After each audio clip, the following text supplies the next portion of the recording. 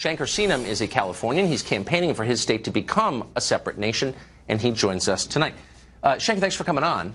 So, hello. I mean, this is one of those stories that we have sort of put into the amusing category, kind of a joke. I was in California this morning, and it dawned on me, this is real. This could happen thanks to the ballot initiative system in the state, and this would mean breaking up the United States of America. Do you fully comprehend the implications of this? Certainly. Yeah. I don't think it's, you're making it sound as if California is moving 100,000 miles away. We're not. We're still here.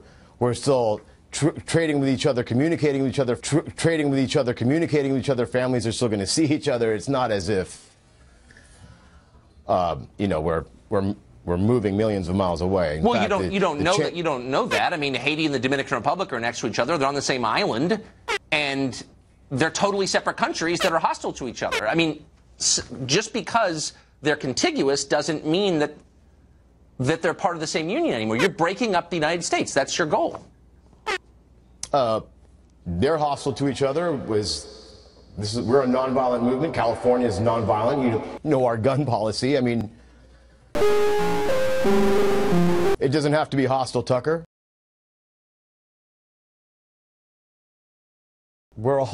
We're still here. I mean,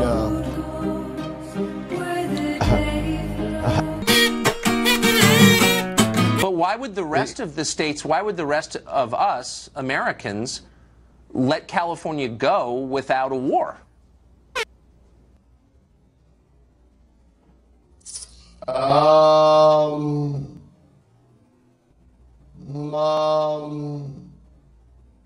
Well, I mean, it's really not up to the rest of the states, really, but do the rest of the states really love California?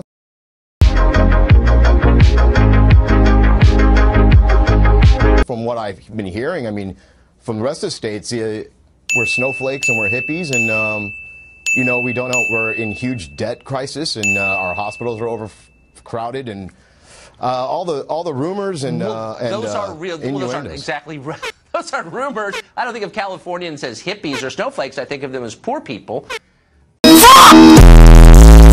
Because there's more poverty in your state than any other. Well, it's just a fact. But the point is, it's not actually up to California. It's up to the rest of the states whether California can leave the union.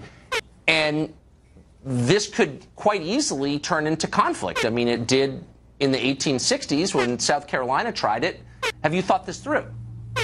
Yeah, so, our poverty level, we have 40 million people here. We are the highest populous state. So, yeah, of course, we have a high poverty level. And as far as up to the rest of the states,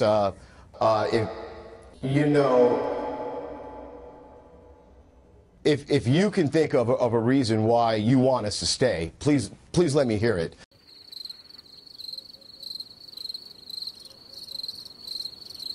Because what we've been hearing is that we're nothing but a burden to the United States. And the exact opposite is true. Not only economically, but culturally, we're just a dominant state. We're a global powerhouse. Well, I'm not against it. Well, keep telling yourself that. I mean, I'm not against. I mean, I'm from California. My family's from there. I was just there, as I said again, this morning. But it just seems like a big move. So let's get specific. If California becomes its own country, do you plan to give citizenship to the illegals within your borders? And do you intend to have a border policy as a country? Yeah, certainly we're going to have a border policy. If you're a nation, you need your borders. If you're a nation, you need your borders. You need your borders. Citizenship to illegals, definitely a pathway to citizenship that's much quicker than what the United States has right now. Wow. Definitely, we want them, they're already working, we want them working without that stress. They're a key and integral part to California. We really need them to, they're the backbone of our economy, we're the fifth largest economy, and they are really a big part of it, and so we want them to, be comfortable here and have a good path to citizenship. What about all the federal land in California, the military bases in California? Those don't belong to the state. Do you pay market value for those? So, yeah. The military bases we'd lease out just like Germany does and South Korea does. Just, pay a yearly fee to California. And as far as the federal land, Wait, hold on. So I'm sorry to interrupt. So you would have foreign troops on your soil, Camp Pendleton. You'd have thousands of Marines from another country in the middle of your country. Why would you do that? Well, the United States does that to every other country on the planet. Well, and when we're invited in or we beat them in the Second World War, yeah, we'd do that. But why would California do that? Well, you're in Japan and in Korea. You're here already. The United States military bases are here. Keep them here. If they want a slow withdrawal, they can slowly take their troops back. It's their bases back. But I have no problem with the United States. You're using the words here. they and you. It sounds like you already don't think that you're part of the United States. Well, this is California, Tucker. We're not the United States. Our values are different. We're fundamentally different in the way we act, we speak, and how we think about the world globally, whether it has to do with war, the climate, environment. We are just a different state. And I know you can understand it, you being from California, and I'm not sure how long you haven't been here yet. But we're going to do things that are going to be beneficial for our state, and we disregard what the United States thinks or even their laws.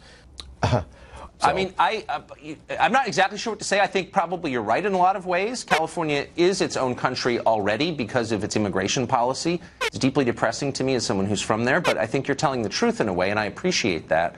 I wonder, though, my final question is, you've so mismanaged your little country or state or whatever we're calling it now, economically.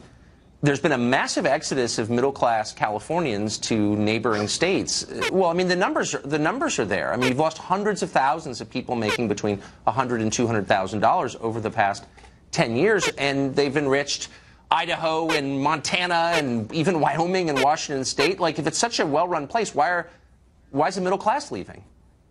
So, Tucker, you have to look at the bigger picture here. So, fifth largest economy in the world. Now, if you have to repeat that, say it again. We are the fifth largest economy in the world. Yeah, you want to call that mismanaged? Fine. No, but I mean, it's basically the economy of Mexico. You've got a small number of rich people, the tech people, and you've got a ton of poor people, and the middle class is leaving. Like, that's a recipe for instability. You're aware of that, right? In regards to middle class leaving, that's actually a good thing. In regards to middle class leaving, that's actually a good thing. We need these spots opened up for the new wave of immigrants to come up. It's what we do. We're exporting our middle class to the United States. You guys should be thanking us for that. Not only that, when our middle class does move out to Texas and to Colorado, they're taking our values out to the United States and to Texas. So if you look at Texas, in fact, all the major cities that Californians are going to, they are turning blue. And soon enough, Texas will be a blue state. And dude, all of the red states soon enough. I don't know if this is like a. I've never met you. I've never heard of you. I don't know if this is like a parody segment. You're punking me, or you're really high and you're just telling the truth because high people do. But you just said you're happy to be exporting the middle class of your state. Now, I happen to think that your policymakers are happy that they're leaving. But the fact that you're admitting this on live TV, bottom line, are you being serious? Well, I'm only admitting the truth. There's a middle class of people that are leaving California, and they're going to Oregon and Colorado and Texas. Yes, there is. And you're happy about that? I don't know how. Well, I mean, if they want to move, there's nothing for me to stop them. I mean, I'm sure they'll find out how boring it is and they'll come back. I don't know, but if they choose to live out there, they can live out there. Right, yeah, okay. What an amazing interview. Thank you. And I'm sincerely thank you for telling the truth. I appreciate it.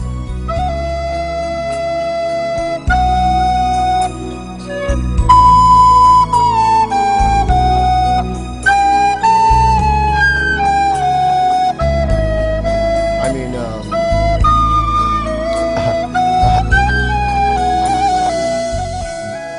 do the rest of the states really love California? Really love California?